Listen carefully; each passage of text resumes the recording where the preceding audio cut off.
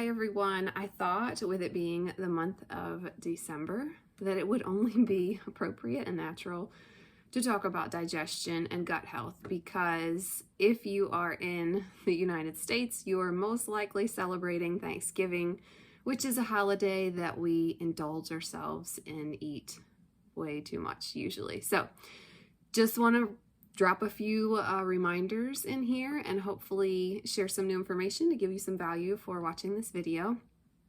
If you are new to our team, my name is Adrienne, and I love to share information about going toxin-free and being as healthy as you possibly can given your situation and your environment and where you are geographically. There's lots of things that you can do that are very simple, very small changes that over time are going to make a really big difference. So we are going to talk about gut health and digestion because I just feel like that's what we need to do for November. So you are what you eat. The foods that you're eating are either going to bring life to your body or death to your body, depending on what it is that you are consuming.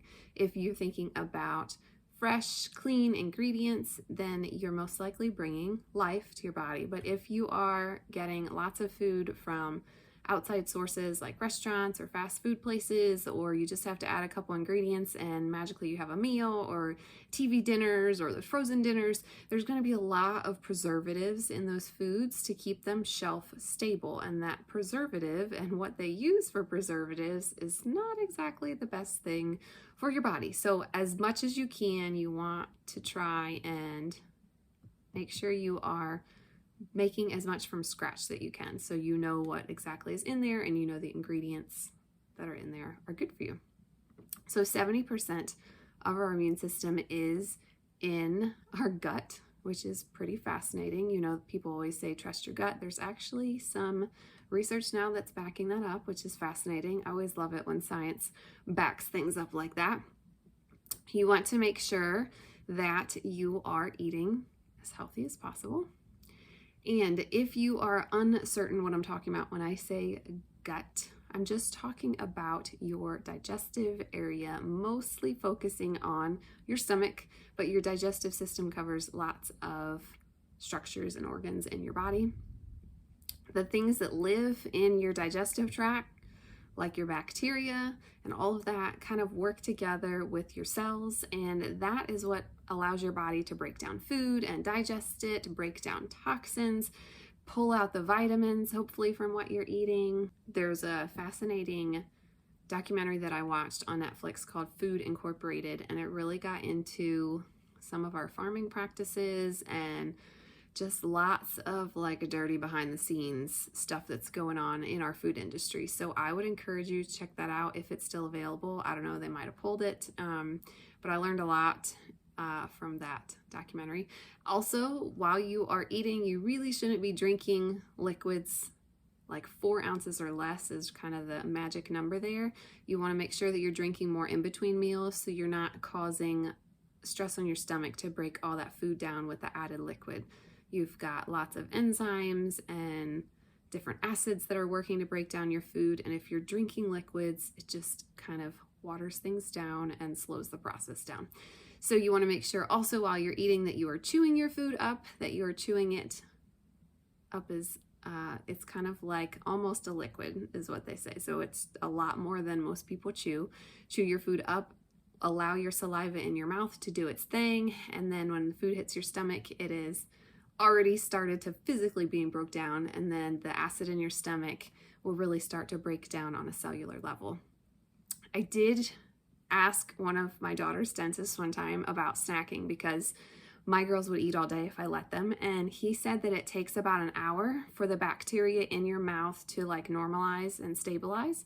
So if you're constantly drinking coffee or snacking on something, you're not allowing your mouth to get back to that state that it needs to be in. And he said that that kind of sets you up for some problems in your mouth, like cavities or other things that your mouth just can't stand, can't get into its little happy place. So it can't knock out the cavities and all the bad stuff that causes cavities. The recommendation he gave me was to space 2 hours in between like meals and snack time. So we strive for that every day. Don't always make it because my kids like to eat all the time. If you don't know what it is, you shouldn't put it in your body. You shouldn't put it on your body. You should not be eating something that has ingredients in it that look like they were from a chemical lab, like 19, 20 letters long words that you definitely can't say. I also would recommend not using olive oil when you cook. It has a very low boiling temperature, and I've read some conflicting information. I just like to err on the side of caution, so we choose not to cook with olive oil whenever possible. We use like bacon fat or butter, the good really juicy stuff, right? So coconut oil is another option. You just want to make sure that you're careful because coconut oil can have a high fat content, just like bacon grease. You want to eat good fats, avocados, dark chocolate, eggs, nuts, all that good stuff. It's good for you. You should definitely not be on a low fat diet because then your body actually craves sugar and it wants you to eat sugar because you're depriving it of something that it needs. So there's actually recipes called fat bombs, which are basically butter with some other things that you add in and you keep it in the fridge so it's hard and then you like chew it and eat it. And it helps to curb your appetite. I haven't made them in a really long time, but they were interesting. It's basically like you're chewing a wad of butter, but it really does work. I have a really high metabolism, and that was able to like sustain me from wanting a full-blown snack or meal if it wasn't time for that.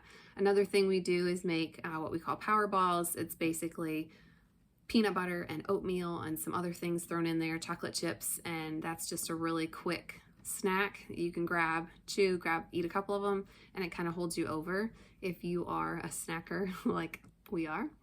And then I just want to kind of remind you in the Bible that Jesus was so angry one time and threw the money changers out of the temple, and our bodies, if you're a believer, are temples. So you want to make sure that you're throwing out all the bad things that are affecting your body, whether that's food or other harsh chemicals in your environment. So you want to make sure that you're keeping your temple as holy and as clean and tidy as possible. So I just like that little analogy, mental picture, whatever you want to call it. Another tip is kind of like random order. I didn't really organize my notes. I was just jotting down things. So stay with me. Shop the perimeter of your grocery store. You want to make sure that you are getting those foods that go bad, that expire. Those are the natural foods that don't have a ton of preservatives and chemicals and pesticides. Of course, you want to buy organic whenever you can. You want to get as close to nature as possible. Think about like your grandma making bread from scratch and soup from scratch, that kind of mentality. Usually on the perimeter of the grocery store is where they have all the produce and the meats and cheeses and all that good stuff. You want to make sure you're eating a variety of colors because usually different colors mean that different foods have vitamins and minerals. So you want to make sure that you have some greens on your plate. You shouldn't ever sit down and have a whole plate of one color because that means that you're not getting different minerals and vitamins. Another fun thing, if you are a researcher like me, you want to look up Sally Fallon, and she wrote a book called Nourishing Traditions. There's even a website, nourishingtraditions.com, and she really believes in going back to the basics, cooking like our ancestors cooked. Think about your grandma, your great-grandma, how she cooked in the kitchen.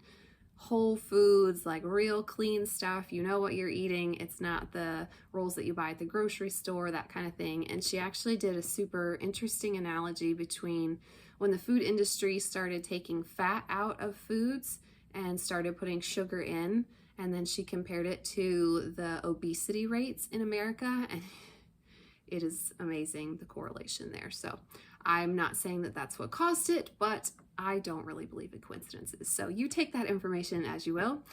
Fat is not necessarily a bad thing. It's just what kind of fat. So if you're looking at your nutrition label, you want to make sure that you're looking for the bad kinds of fat, like the polysaturated and all that the words in front of saturated. I can't remember all of them, but you want to make sure that you're getting a good source of fat, not ice cream, the good kind like I talked about before.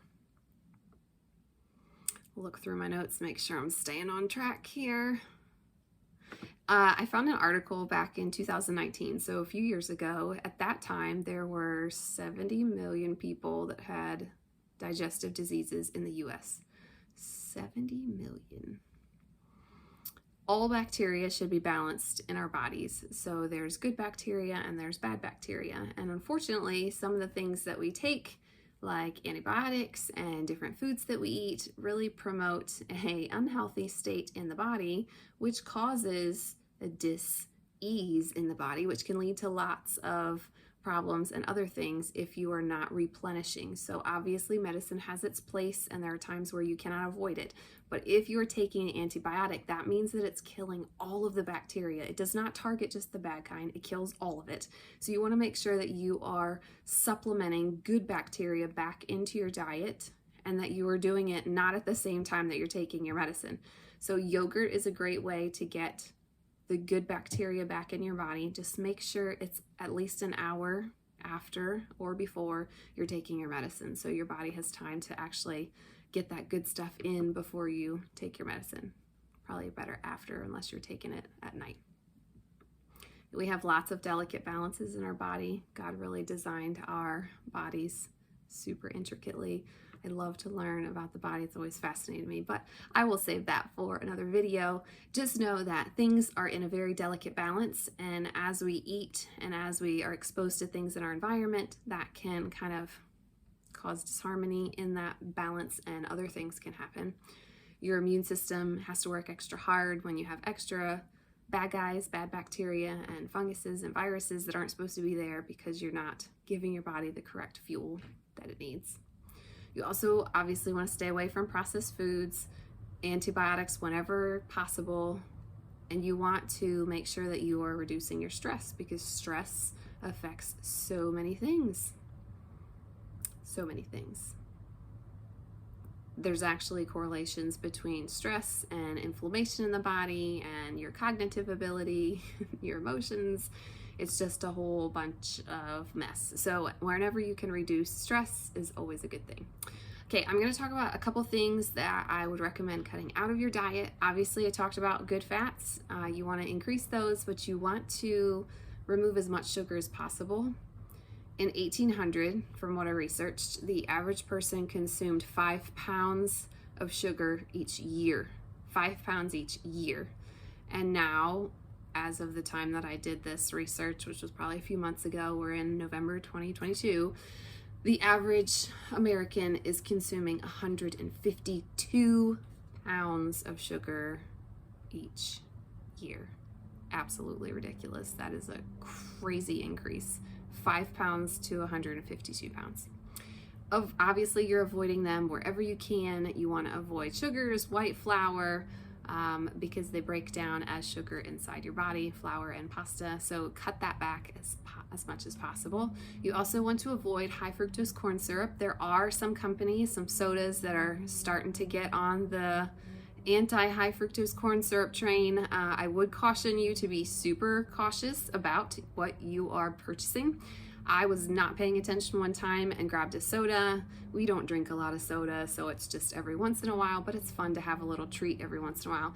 And I saw that it said no high fructose corn syrup, and I was like, awesome, I will get this. And then I get home and I look at the ingredients that I should have looked at in the store, and the first ingredient is corn syrup. It's just not high fructose. It's still just as bad. It's just a cheaper fake version of sugar that lots of companies use, obviously because it's cheaper. It's definitely not good for you. If you're gonna splurge, just go all out and do the real sugar. Avoid high fructose corn syrup. It can increase your bad cholesterol. It raises triglycerides, which are a type of bad fat, and it is the #1 deadly ingredient in our food. Another thing you want to avoid is MSG, or monosodium glutamate. It makes you more hungry and promotes binge eating, which is super good for the companies who are selling the food, not so much for you as the consumer trying to be healthy. It actually triples your insulin production, which promotes belly fat storage. So if you're looking to store some extra fat in your belly, check out MSG. If you are like probably everyone else, avoid MSG. And you are going to have to look and see all the different names, because companies have gotten very sneaky. They know that the consumer is looking for certain ingredients, and they are changing the names of the things that they're putting in. So monosodium glutamate, MSG, has like 30 different names last time I checked, and even sugar has lots of different names. If it ends in OSE, it's a sugar, but there are a ton of other sneaky ways to put that in there. So there are graphics that I have somewhere that share all the different names at the time that I researched of these different ingredients. So if you want that, just shoot me a message, drop a comment of which ones that you want. And the last thing I would recommend avoiding is trans fat and vegetable and canola oils. Whenever a recipe calls for vegetable oil, I usually just use butter. Sometimes, depending on what it is, I'll use applesauce. These are the second deadliest ingredient in our food, and they increase the risk of so many bad things like inflammation, dementia, obesity, diabetes, heart attacks, and higher bad cholesterol. They've actually shown in studies that these oils stimulate fat and make us eat more. So when you're looking at a recipe or an ingredient list of a product that you're buying, you want to avoid these oils as much as possible. Unrefined oils is what you want to look for. Cold pressed expeller pressed olive oil is the best kind. And of course, avoid packaged foods, processed foods, because they are going to have lots of that not so good stuff. I mentioned yogurt. There's also probiotics that you can take. You should be eating fermented food like sauerkraut. Kombucha is a drink that helps to give your body good stuff for your gut. Kefir is another drink that you can add into your rotation. It's kind of like a combination between milk and yogurt. So it's like kind of like a smoothie, I guess. Our girls aren't really fans of that. So we normally slip it in like during smoothies and stuff. You can do sauerkrauts with lots of different foods, or you can just eat it straight out of the jar like we do. So there's lots of ways that you can kind of slip these things into your diet, and you want to think of your body like a car. You're not going to just put any kind of liquid in your car's gas tank. You want it to be the best gas for your vehicle. And our bodies were designed to operate a certain way and run on certain foods. And unfortunately, in our convenience society and all of our busy lives, we have kind of traded real food for this convenient food-like substances that so many of us eat. So I have been doing a lot of research about mindset. I believe that your thoughts are powerful. I believe that speaking things over yourself is powerful, and studies have actually shown the more you have a certain thought, the easier it becomes, kind of like a path. If you walk to your mailbox the same way every day, you're going to wear a path in your grass, and it's the same way in your brain. Every time you think that thought, your groove in your brain gets deeper, and it's easier and easier for you to think that thought. Your body can be kind of lazy sometimes in the fact that it likes to take the path of least resistance. So if you have a deep groove in your brain and it's super easy to go through there, that's where your thoughts are going to lead. So think about how you talk about healthy eating, and think about how you think about healthy eating, and it shouldn't be a negative thing. You want to change your attitude if it is. You want to change the words that you're saying about healthy eating. It's not, oh, I'm just gonna have a salad, I really want a piece of chocolate cake. You save those sweets and those special times where you're celebrating maybe somebody's birthday. Absolutely, have a piece of cake, but you should not be having a bowl of ice cream every day. That's just not good for your digestive system. Just flip that switch kind of in your mind about the food that you're eating is fuel for your body, and you want to be as healthy as you possibly can, so you're going to do your best. I hope that gave you some value, and if you have any questions or comments, feel free to message me or drop them in the comments, and I will see you in the next video.